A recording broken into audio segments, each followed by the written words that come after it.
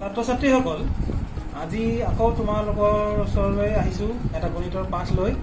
আজি পিছে আমি ক্লাছ 8ৰ এটা গণিতৰ পাঠ আলোচনা কৰিম। অনুশীলনী 9.2টো আলোচনা কৰিম। আৰু 9.2 অনুশীলনীটোলৈ যোৱাৰ আগতে আমি অলপ থুলমূলকৈ কিছু কথা আলোচনা কৰিম। এই পাঠটোত 9.2 অনুশীলনীটোত বীজগণিতীয় অভেদবিলাকৰ বিষয়ে আছে। এতিয়া অভেদটোনো কি? অভেদ বুলি ক'লে তোমালোকে ইমান ফেমিলিয়াৰ নোহোৱা, বস্তুটো বুজি নোপোৱা। পিছলৈ তোমালোকে সেই অভেদবিলাককে ফৰ্মুলা বুলিয়ে কৈ থাকিবা। আৰু এনেকুৱা কি ফৰ্মুলা আছে বা কি অভেদ আছে, আৰু এইবিলাকনো অভেদ বুলিনো কিয় কয়, কেনেকৈনো হৈছে, অলপমান থুলমূলকৈ আমি অলপ আলোচনা কৰিম। বেছি নহয়, তোমালোকে কেইটামান অভেদহে পাবা ইয়াত। এইকেইটাই হ'ল তোমালোকৰ আৰম্ভণি।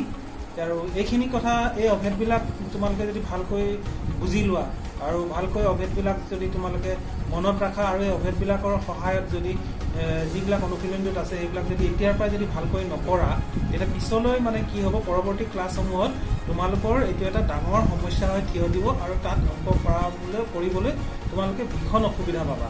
গতিকে এতিয়াৰ পৰাই এইবিলাক ভালকৈ কৰিবা, মন দি কৰিবা, আৰু একেবাৰে ভালকৈ মনত ৰাখি থবা, তেতিয়া তোমালোকৰ পিছলৈ অসুবিধা নহ'ব।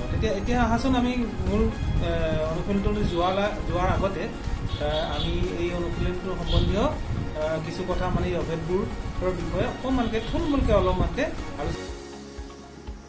এতিয়া তোমালোকে অভেদ মানেনো কি, মানে সেই কথাটো অকণমান চাই লওঁ আহাচোন। ধৰি লোৱা এইটো বুলি মই কোৱা নাই। এতিয়া ধৰি লোৱা তোমালোকে স্ক্ৰীণত দেখিছা, এইটো সমীকৰণৰ নিচিনা এটা দেখিছা, নহয় জানো? এইফালে এটা বীজগণিতীয় ৰাশি আছে, মাজত সমান চিন আছে, আৰু ইফালে আৰু এটা বীজগণিতীয় ৰাশি আছে। এতিয়া এই ৰাশিকেইটাত চলকবিলাক আছে, তোমালোকে দেখিছাই, এক্স বি এইবিলাক চলকবিলাক আছে। এই চলকবিলাকৰ যিকোনো মানৰ কাৰণে যদি দুই পক্ষ সমান হয়, তেতিয়াহ'লে আমি এইটোকো আমি কি বুলি ক'ব পাৰোঁ, অভেদ বুলি ক'ব পাৰোঁ। তাৰমানে অভেদবিলাকৰ দুই পক্ষত যিবিলাক চলক থাকিব, যদি সেই চলকবিলাকৰ বীজগণিতীয় ৰাশি দুটা থাকিব, দুটা ৰাশি যদি সিহঁতৰ চলকবিলাকৰ মানৰ কাৰণে যদি দুই পক্ষ সোঁফাল আৰু বাওঁফাল তোমালোকৰ দুই পক্ষ যদি সমান হয়, যিকোনো মানৰ কাৰণে দেই, বোলে এটা পাৰ্টিকুলাৰ মানৰ কাৰণে নহয়, যিকোনো মানৰ কাৰণে চলকবিলাকৰ দুই পক্ষ সমান, তেতিয়া আমি তাকে আমি কি বুলি কওঁ, অভেদ বুলি কওঁ। আৰু যিটো সাধাৰণ ভাষাত আমি ফৰ্মুলা বুলি কৈ থাকোঁ। তো এনেধৰণে আমি এই পাঠটোত আমি মোটামুটি 3-4টামান ফৰ্মুলা পাম। আৰু এই ফৰ্মুলাবিলাক বা এই অভেদবিলাক ব্যৱহাৰ কৰি আমি অনুশীলনীটোত পূৰণ কৰা বা বৰ্গ কৰা বা মান উলিওৱা, সৰল কৰা, এনেকুৱা ধৰণৰ অংকবিলাক আছে। কিন্তু সেই অংকবিলাক আমি কিন্তু এই অভেদবিলাক ব্যৱহাৰ কৰিহে সমাধান কৰিম। কিন্তু তাৰ আগতে চোৱা, অভেদকেইটা মই কৈ গৈছোঁ তোমালোকক। এতিয়া চোৱা, আমি এটা দ্বিপদ ৰাশিক আন এটা দ্বিপদ ৰাশিৰে আমি পূৰণ কৰোঁ। ধৰা এটা দ্বিপদ ৰাশি x+a, তাক আমি x+bৰে পূৰণ কৰোঁ। চাওঁচোন কি হয় আহা। এতিয়া তোমালোকে দেখিছা, x+a x+bৰে পূৰণ কৰিলে আমি দেখিছা, তোমালোকে এনেদৰে আমি পূৰণ কৰিব পাৰিম। ইতিমধ্যে তোমালোকে পূৰণ কৰা মানে হেৰিটো শিকি আহিছা তোমালোকে আগৰ পাঠটোত। এনেদৰে পূৰণ কৰিলে আমি পূৰণ ফলটো শেষত গৈ কি পাইছোঁগৈ তোমালোকে দেখিছা, x² + (a + b) x + ab আছে, দেখিছানে? এতিয়া চোৱা, ইয়াত কি হয়, এই উক্তিটোৰ বাওঁফালে আৰু সোঁফালে তোমালোকে যিবিলাক চলক দেখিছা, এই চলকবিলাকৰ যিকোনো মানৰ কাৰণে এই সমতাটো সত্য হ'ব, এইটো শুদ্ধ হ'ব।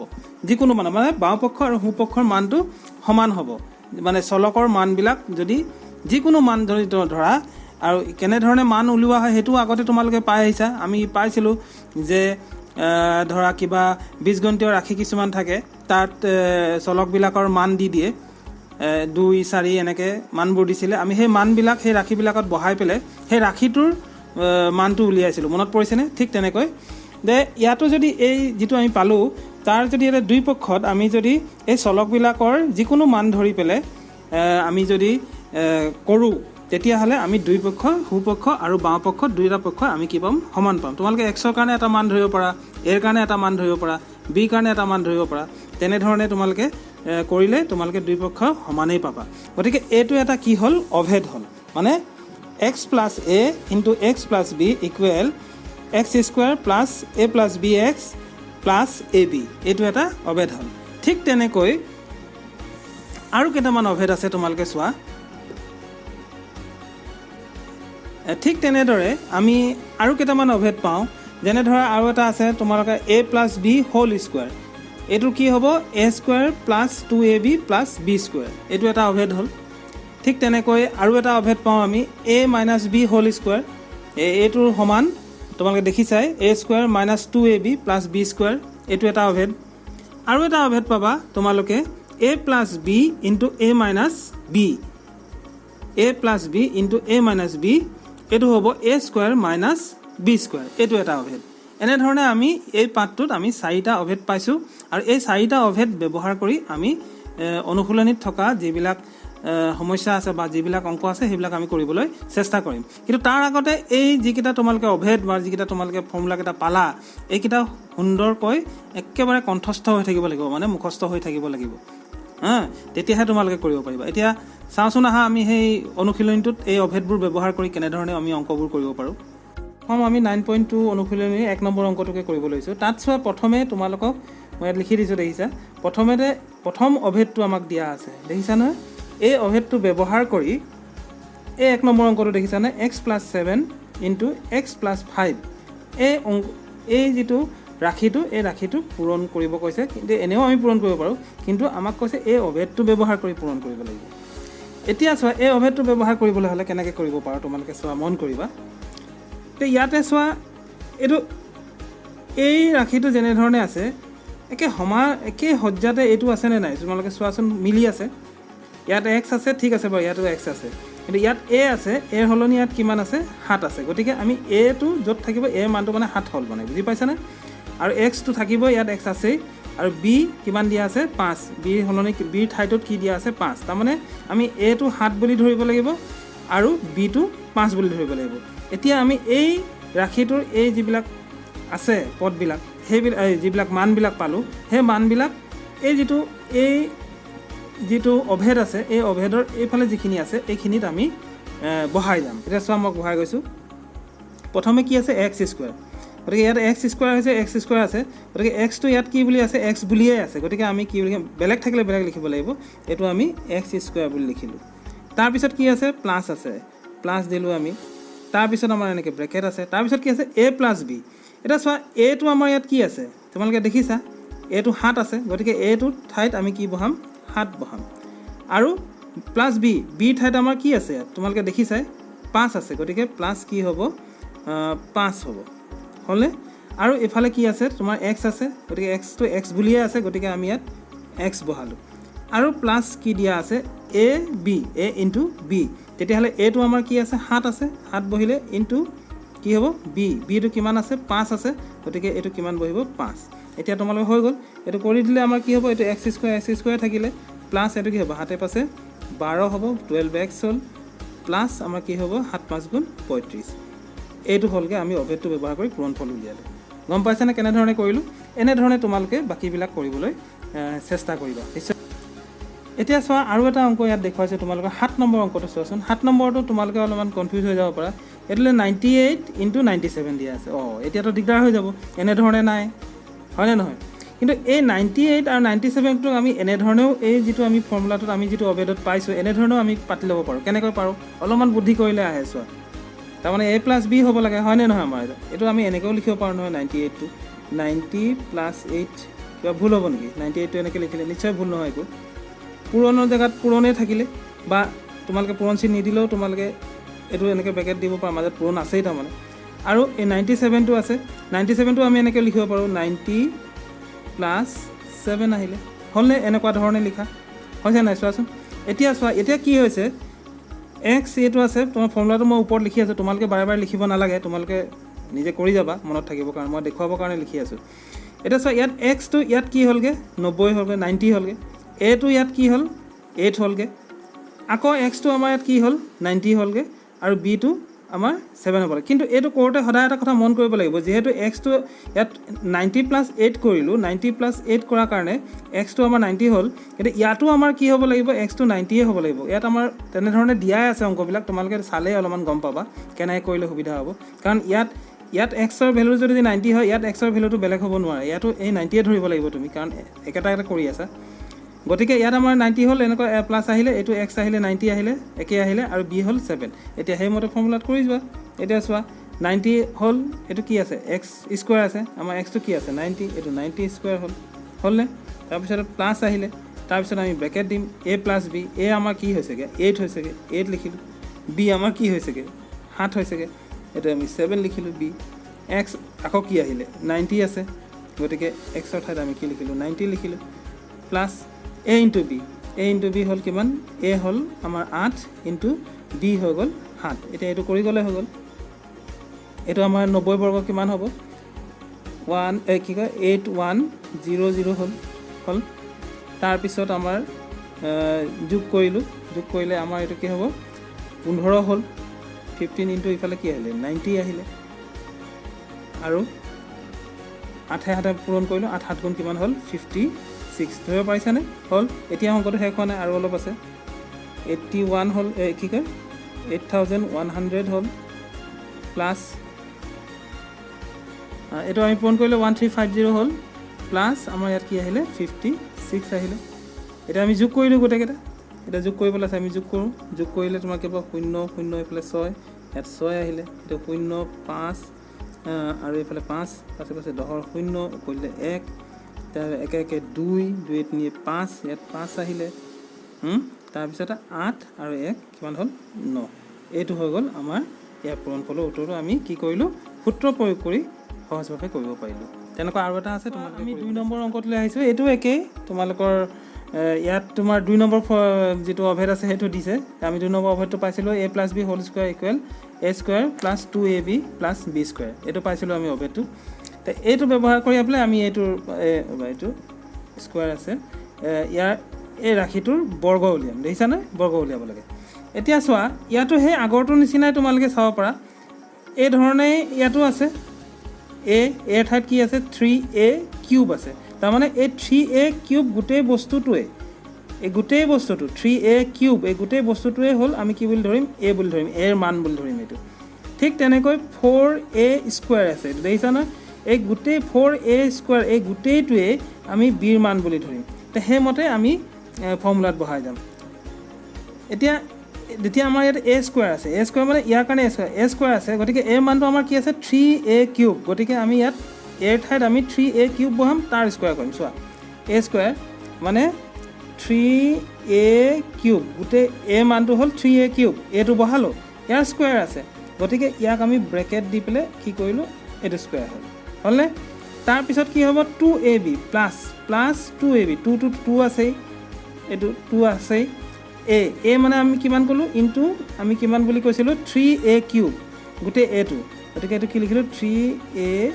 কিউব ইনটু bটো আমি কি কৈছোঁ 4a স্কোৱাৰ গতিকে b ঠাইত আমি কি বহাম 4a স্কোৱাৰ বহালোঁ আৰু কি থাকিলে প্লাছ b স্কোৱাৰ আছে গতিকে b মানটো আমি ইয়াত কৈছোঁ কিমান যে b মানটো আমি ইয়াত কিমান ক'লোঁ যে 4a স্কোৱাৰ গতিকে আমি কি হ'ব b হ'ল 4a স্কোৱাৰ তোমালোকে নাভাবিবা এইটো স্কোৱাৰ আছে এইটো হৈ যাব নহ'ব কাৰণ এই 4a স্কোৱাৰ এই গোটেই বস্তুটোৱে b ৰ মানটো গতিকে bটোহে বহাইছোঁ এতিয়া আমি 4a স্কোৱাৰ ইয়াৰ আকৌ স্কোৱাৰ হ'ব b স্কোৱাৰ হ'ব গতিকে ইয়াৰো আমি কি দিব লাগিব স্কোৱাৰ কৰিলোঁ এতিয়া আমি কৰি যাওঁ এইটো কৰিলে তোমালোকে দেখিছাই এইটো 3 বৰ্গ বা 3 স্কোৱাৰ কিমান হ'ব 9 হ'ব তাৰপিছত a এনেকৈ থাকিলে জানা এইটো পূৰণ হয় বুলি দুটা যে 3 দুগুণ কি হ'ব 6 হয় ঘাতকেইটা পূৰণ হ'ব বা পাৱাৰকেইটা পূৰণ হয় এনেকৈ থাকিলে প্লাছ ইয়াত আমাৰ কিমান হ'ব প্ৰথমে আমি সংখ্যাকেইটা যিকেইটা পূৰণ কৰোঁতে পাই আহিছিলে একপদ ৰাখি পূৰণত 2 3 গুণ 6 6 4 গুণ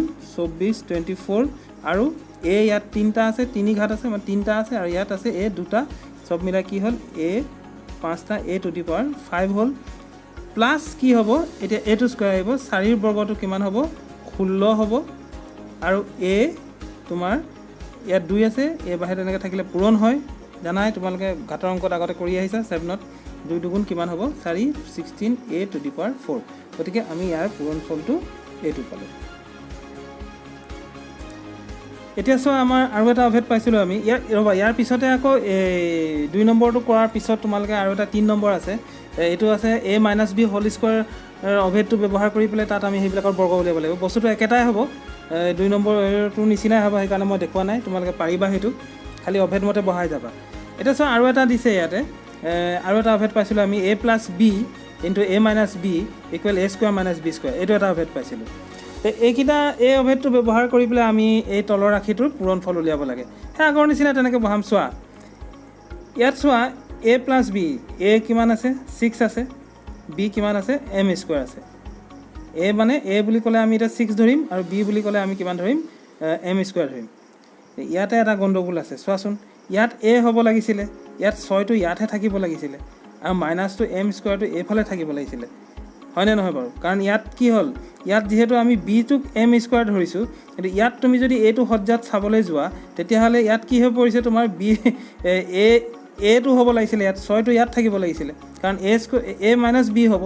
গতিকে 6 - m² হ'ব লাগে, কিন্তু আছে তোমাৰ m² - 6।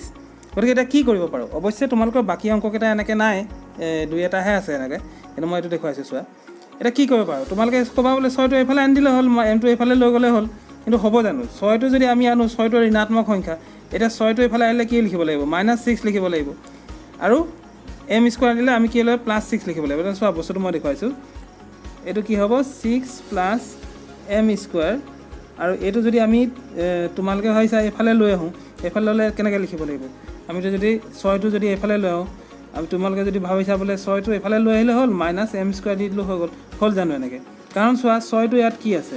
ঋণাত্মক, -6 হয় এইটো, কিন্তু ইয়াত তুমি এনেকৈ লিখাৰ ফলত ইয়াত কি হ'ল? ইয়াত +6 হৈ গ'ল। আৰু mটো কি আছে আমাৰ ইয়াত তোমাৰ কি আছে? প্লাছ হৈ আছে বস্তুটো, ধনাত্মক, আৰু তুমি এনেকৈ লিখাৰ কাৰণে mটো কি হৈ থাকিলে? মাইনাছ হৈ থাকিলে। গতিকে এনেকৈ লিখিলে শুদ্ধ হ'ব জানো? এনেকৈ নহ'ব আমাৰ। তেতিয়াহ'লে আমি ইয়াত অদল বদল কৰিব নোৱাৰোঁ। আমি ক'ত অদল বদল? ইয়াত কিন্তু পাৰিম, কাৰণ কেলৈ কৈছোঁ, তুমি যদি এইটো mটো এইফালে লৈ আহা, +m² থাকিব, আৰু এইটো +6 হয় এইফালে থাকিব, কথাটো একেটা হ'ল। তেতিয়া সজ্জাটো একেটা হৈ যাব। তেতিয়া মানে আমি ইয়াত কি কৰিম, এই কি কয়, এই m²টোক আমি এইফালে লৈ আহিম, তেতিয়া আমাৰ মিলি যাব। চাবা কেনেকৈ, চোৱা এতিয়া যদি আমি এইটো লিখিব পাৰোঁ, এইটো m² + 6 লিখিলোঁ। এতিয়া কি হ'ল চোৱা, mটো পজিটিভ হয় বা ধনাত্মক হয়, ইয়াতো ধনাত্মকেই হৈ আছে, আৰু এইটো 6 যিটো আছে এইটো ধনাত্মক, ইয়াতো ধনাত্মকেই হৈ আছে, পজিটিভ হৈ আছে, +6, ইয়াতো +6 হৈ আছে। কিন্তু ইয়াত যদি আমি এনেকৈ কৰিব যাওঁ, সেইটো উল্টা পুল্টা হ'ব। গতিকে আমি এইটো চেঞ্জ কৰি ল'লোঁ, আৰু এইটো এনেকৈ থাকিলে m² - 6। এতিয়া চোৱা তোমাৰ কি হৈছে, এতিয়া aটো কিমান হ'ল? m² হ'ল, bটো কিমান হ'ল? 6 হ'ল। বুজি পাইছানে? ঠিক তেনেকৈ আমি এতিয়া কৰি যাম, যে এইফালে হয়। এতিয়া কৰিবলৈ হ'লে আমি ইয়াত কি পাইছিলোঁ? a² - b² পাইছিলোঁ। গতিকে a² মানে a মানে কিমান পালোঁ আমি? aটো m², গতিকে m² মানে a লিখিলোঁ, আকৌ স্কুৱাৰ আছে, গতিকে ইয়াত আকৌ আমি কি দিব লাগিব? হোল স্কুৱাৰ দিব লাগিব। আকৌ মাইনাছ দিলোঁ, মাইনাছ দি পেলাই bটো চোৱা, bটো কিমান আছে? আমি 6 ধৰি থৈছোঁ, ইয়াতো bটো আমাৰ 6তে আছে, গতিকে b² মানে 6 লিখিলোঁ, b লিখিলোঁ, আকৌ ইয়াৰ স্কুৱাৰ আছে মানে 6²। তেতিয়া কি হ'ব? m² এইটো মাল্টিপ্লাই হৈ যাব, জানা, পূৰণ হৈ যাব, 2 × 2 = 4 হ'ব, মাইনাছ, আৰু এইটো 6² আছে, 6 × 6 কিমান হ'ব? 6 বৰ্গটো 36। বাছ হৈ গ'ল, চিম্পল। খালি এইটো কথাটো তোমালোকে মন কৰিবা, মাইনাছ থাকিলে তোমালোকে তেনেকৈ নকৰিবা, তাৰ আগৰ ৰাশিটোতহে ইফাল সিফাল কৰিবা, তেতিয়া মানটো একেই থাকিব। ছাত্ৰ ছাত্ৰীসকল, এতিয়া তোমালোকে নিশ্চয় বুজি পাইছা অভেদবিলাকনো কি অভেদ আছে, কেইটা পালোঁ, আৰু আছে অভেদ, তোমালোকে পিছলৈ পাবা। আৰু সেই অভেদবিলাক ব্যৱহাৰ কৰি আমি কেনেকৈ পূৰণ, বৰ্গ উলিওৱা বা এনেকুৱা সৰল কৰা, এনেকুৱা যিবিলাক তোমালোকে কেইটামান দেখুৱালোঁ কেনেকৈ কৰিব পাৰি, তোমালোকে নিশ্চয় দেখিছা আৰু বুজি পাইছা, আৰু তোমালোকে কৰিব পাৰিবা। তোমালোকে বাকীখিনি চেষ্টা কৰিবা তেনেধৰণে কৰিবৰ কাৰণে। তোমালোকে প্ৰথমে দেখি পেলাই তোমালোকে নাভাবিবা যে মই এইটো কেনেকৈ কৰিব পাৰিম বা এইটো হ'ব জানো, অলপমান বেলেগ ধৰণেও থাকিব পাৰে। গতিকে অলপমান ভাবিবা কেনেকৈ সেই অভেদবোৰলৈ বা সেই ফৰ্মুলাবিলাকলৈ আমি কেনেকৈ লৈ যাব পাৰোঁ, এইটো কথা অকণমান তোমালোকে ভাবিবা। অলপ ভাবিলে নিশ্চয় পাৰিবা, কিন্তু দেখিয়ে যদি কেনেকৈ দিলে এইটোতো একেবাৰে নাই মিলা, নোৱাৰিম, এনেকৈ যদি এৰি দিয়া তেতিয়াহ'লে নোৱাৰিবা। অলপমান চেষ্টা কৰিবা, তেতিয়া তোমালোকে নিশ্চয় কৰিব পাৰিবা। আৰু অৱশ্যে আৰু অনুশীলনটোত আৰু ভালেখিনি অলপ থাকি গ'ল, আৰু পিছৰ ফাললৈ আৰু কিছুমান থাকি গ'ল, গোটেইখিনি আৰু নিদিওঁ আজি। ইয়াৰ পিছৰ ভিডিঅ'টোত মই বাকী থকা যিবিলাক থাকি গ'ল সেই অংকসমূহনো সেই অভেদবোৰ ব্যৱহাৰ কৰি আমি কেনেকৈ কৰিব পাৰোঁ সেইটো মই দেখুৱাম। বৰ্তমানলৈকে এইখিনিকে ইয়ালৈকে তোমালোকে কৰা যিখিনি আছে আৰু পাৰিবা বুলি মই ভাবিছোঁ, চেষ্টা কৰিবা। গতিকে আজি আৰু বেছি আগ নাবাঢ়ো, ইয়াতে আজি ক্লাছটো সামৰণি মাৰোঁ আৰু তোমালোকক পুনৰ লগ পাম বুলি